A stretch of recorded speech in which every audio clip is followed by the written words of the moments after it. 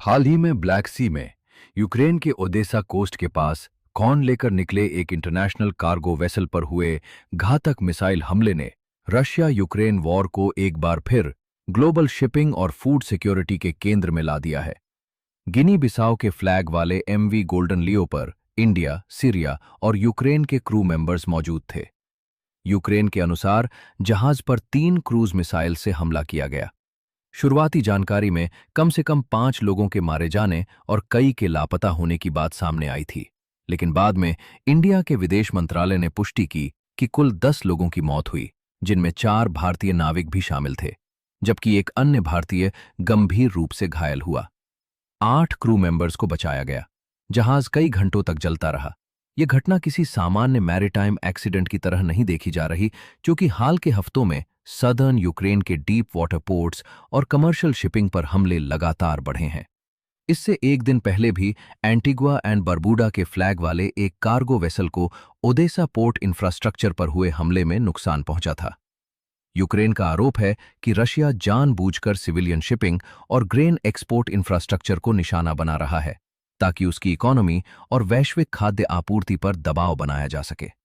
दूसरी ओर, रशिया लंबे समय से कहता रहा है कि यूक्रेनियन पोर्ट्स और कुछ कमर्शियल लुकिंग वेसल्स का उपयोग मिलिट्री कार्गो तथा वेपन्स सप्लाई के लिए भी किया जा सकता है। इस ताज़ा हमले पर मॉस्को ने तत्काल विस्तृत सार्वजनिक प्रतिक्रिया नहीं दी। ब्लैक सी यूक्रेन की आर्थिक लाइफलाइन है, क्योंकि यहीं से वीट, कॉर्न, सनफ्लावर ऑयल और अन्य agricultural commodities Africa, middle east तथा एशिया तक पहुंचती हैं। यदि शिपोनर्स और इंश्योरर्स इस रूट को अत्यधिक जोखिम भरा मानने लगते हैं, तो freight rates, war risk insurance premiums और ग्लोबल कमोडिटी प्राइसेस बढ़ सकती हैं।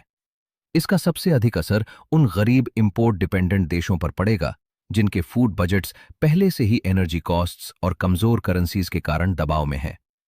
इस घटना ने एक और महत्वपूर्ण पहलू उजागर किया है कि हजारों भारतीय सीफेरर्स दुनिया की कमर्शियल फ्लीट्स में काम करते हैं और ऐसे जहाजों पर तैनात हो सकते हैं जिनका किसी युद्धरत देश से प्रत्यक्ष संबंध भी नहीं होता।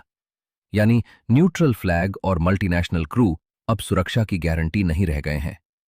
यदि ब्लैक सी में जवाबी हमले, ड्रोन स्ट्राइक्स और नेवल कॉन्फ्रंटेशन और बढ़ते हैं, तो कमर्शियल नेविगेशन के लिए खतरा और गहरा होगा।